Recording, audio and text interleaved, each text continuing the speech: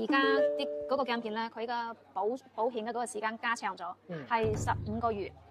之前係半年，半年係半年加薪50度以上咧就可以免費更換。咁連多3個月都係50度定還是係有冇話？都係。咁勁，即係佢多咗成9個月時間俾你。係。好威咩？喺上年暑假咧，我就帶咗親戚嘅小朋友Nicole上嚟配防控眼鏡。期間咧都收到好多家長嘅查詢。喺最近2大國際品牌 Hoya 同埋蔡司咧同期都推出咗新一代嘅防控眼鏡，加大咗由小朋友至到青少年範圍佢哋對近視防控嘅精準度同埋舒適度。依家就嚟睇下喺會展中心站 E 出口5分鐘直達嘅眼鏡鋪，有成超過25年經驗，喺全中國有成超過100間分店嘅家族集團。佢哋帶俾大家有咩最新眼鏡資訊啊？同埋記得留意片尾，我會講埋50蚊超市現金券咧點樣拎。有效嘅都係嗰個視光師嗰個人，係啦，唔係儀器嘅問題。係咯，我記得上次介紹嘅係新樂學啊嘛，但係而家就去咗3.0。OK， 係。咁佢嘅分別咧，首先3.0咧，佢係嗰個近視嘅嗰個強度啊，加大咗。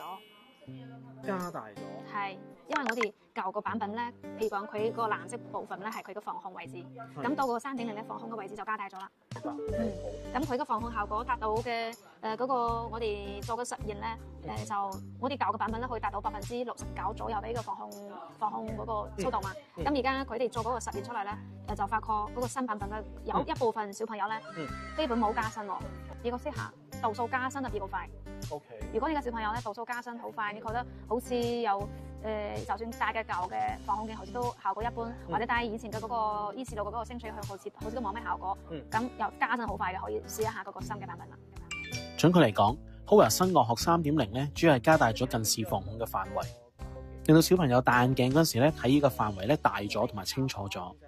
咁相對嚟講，用眼都冇咁辛苦啦。同埋根據官方嘅實測啦，佢對減緩近視加深速度咧係比之前更加有效。我問多樣嘢，因為我真係想了解。咁2.0又出咗幾耐咧？2.0應該有8年啦。8年？係啊，即係佢變咗由2.0去到3.0，佢都用咗差唔多8年時間去更新。係研究啊。研究做嘅喎。對。好嘅。OK， 一般嚟講，其實去到幾多歲咧俾佢哋戴？18歲以下都得嘅。都得。OK，明白。好。另外 ，Hoya 仲有一款全新嘅近視防控系列，叫做新月控。我哋簡單理解下，嗰個鏡片比較適合散光高啲嘅小朋友。我又中意睇一啲電腦啊、電子產品啦、手機啊、iPad 啊呢啲。係散光增加得快嘅小朋友，比較適合嗰個鏡片。3.0咧係比較適合近視，就普通近視加深得快。近視今年100度啊，我過咗半年由150又200咁樣加。咁嗰個咧就比較適合散光啦。因為其實防控鏡片裏頭咧散光係好難控制嘅。而家啲嗰個鏡片咧，佢嘅保險嘅嗰個時間加長咗，係15個月。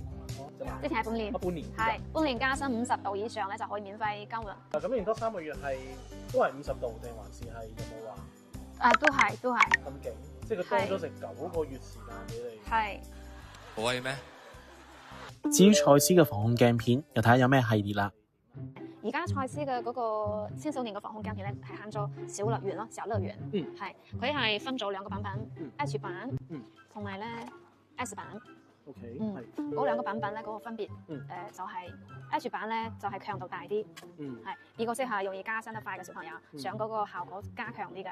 係咁頭先嗰個 S 版咧，嗰個會舒服啲。係比較適合，可能第一次戴，擔心適應唔到啊，或者有少少唔舒服啊，唔習慣啊，咁 S 版就會緩解啲，舒服啲。但係佢嗰個防控嘅效果個強度咧就冇 H 版更加大。之所謂冇咁舒服係啲乜嘢情況咧？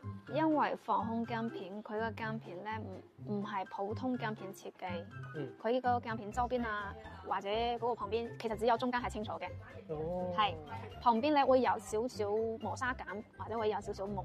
就變咗會好似戴唔慣咁啦，就唔係話傷害咗你隻眼，只係好似戴唔慣咁。對啦。OK。係啦。好。咁佢似唔似漸進啊？其實我成日聽人講話漸進個範圍就係話側邊有時都會蒙啊，係咪又係類似呢個咁嘅意思咧？減壽可能同漸進有少少似，但係佢個原理啊、設計啊完全唔同。漸進係因為度數變化，上邊同下邊度數唔同，導致嘅旁邊會有啲亂嘅度數或者有啲蒙。咁呢啲防控鏡片係因為加咗啲技術嘅嘢到個鏡片裏頭，其實係普通鏡片裏頭加啲嘢，但係漸進唔係普通鏡片，佢係多焦點鏡片。多度數嘛，就係多焦點嘅意思啦。係咁，蔡司嗰個產品咧，佢同頭先 Hoya 嘅分別咧，其實都係防控嘅技術唔同。佢個技術咧係模仿嗰個OK 鏡嚟嘅。咁蔡司嗰個小麗苑咧，就係模仿個 OK 鏡嘅原理做嘅鏡片，係啦。明白。對散光方面咧會有好啲咯，都係散光。跟住我都有問下，咁家長應該點樣去揀呢兩個牌子咧Hoya本身係嗰個亞洲嘅嗰個設計嘅，佢就算係漸進鏡又好，或者其他鏡又好，佢個生產線都係跟翻嗰個亞洲人嘅面型啊、習慣啊設計。一般蔡司個鏡，因為佢做鏡頭噶嘛，佢個鏡片高清度會光啲。咩小朋友適合咧？或者佢以前就戴慣 OK 鏡嘅，係呢啲人可以試一下嗰個 OK 鏡嘅效果已經放到個鏡片裏頭啦。呢度咧都好多謝負責人講解咁詳細嘅資訊。總括嚟講，兩款國際嘅牌子咧都各有特色，亦都針對咗唔同小朋友嘅需要。建議去到鋪頭嗰陣咧，都再詳細問下店員啦。同埋我之前嗰條片都有介紹咗呢間眼鏡店同小朋友嘅驗眼流程，同埋一啲嘅牌子嘅建議，大家可以睇翻。除咗防控眼鏡，呢度咧都有賣近排好 hit 嘅懶人神器素顏鏡片。鏡片會帶有淡淡嘅漸變粉紅或者橙色，戴上去顏色會反射喺面額上，營造自然嘅紅潤感，可以修飾黑眼圈、眼袋或者眼周圍嘅暗沉感覺。配搭埋鏡框咧，可以提升立體度同埋面部嘅平坦感。有時喺屋企開 zoom 或者想化個淡妝出街咧，戴呢副眼鏡咧就最啱啦。佢都仲有好多唔同漸變色嘅鏡片選擇。普通一副平光嘅素顏鏡咧就大概200蚊左右。至於變色眼鏡咧，普通嘅平光鏡都係大概200蚊左右。平時室內咧當眼鏡用，出街咧有陽光就會變色。提供100% 嘅紫外線防護。我自己咧都買咗一副防藍光加埋變色嘅鏡片，長時間對住 mon 剪片同埋出街好曬嗰陣咧我都用到。而呢度咧都有最近開始多人留意嘅 AI 智能眼鏡，有興趣都可以嚟體驗一下。另外，大家只要 show 我呢條片俾佢哋睇，同消費500蚊或以上就可以攞到50蚊百佳禮券。平時嘅眼鏡禮品咧，大家都應該攞得多啦。呢期嘅優惠咧就覺得實際啲，咁名額有50個，送完即止。需要為小朋友配近視防控，或者自己配翻副防藍光做嘢用，為咗最紅嘅素顏眼鏡帶出街影下相，就快啲過嚟攬埋個優惠啦！呢個眼鏡係喺會展中心嘅 E 出口出，轉入去就會見到金鐘環美食廣場，向前行就會見到 M 記，望上去個水牌咧會寫住 A 座電梯，一直行見到金鐘環國際商務大廈，轉入去搭 lift 直上27樓就到噶啦。佢哋嘅 Facebook、YouTube 都會定期講解下唔同眼鏡嘅資訊同埋點樣保養眼睛，有興趣可以睇睇。未訂閱我個 channel， 記得訂閱我啊！你哋嘅 like 同埋 share 俾朋友睇咧，對我嚟講都係好重要噶。好啦，今集嚟到呢度，多謝收睇，下集見，拜拜啦！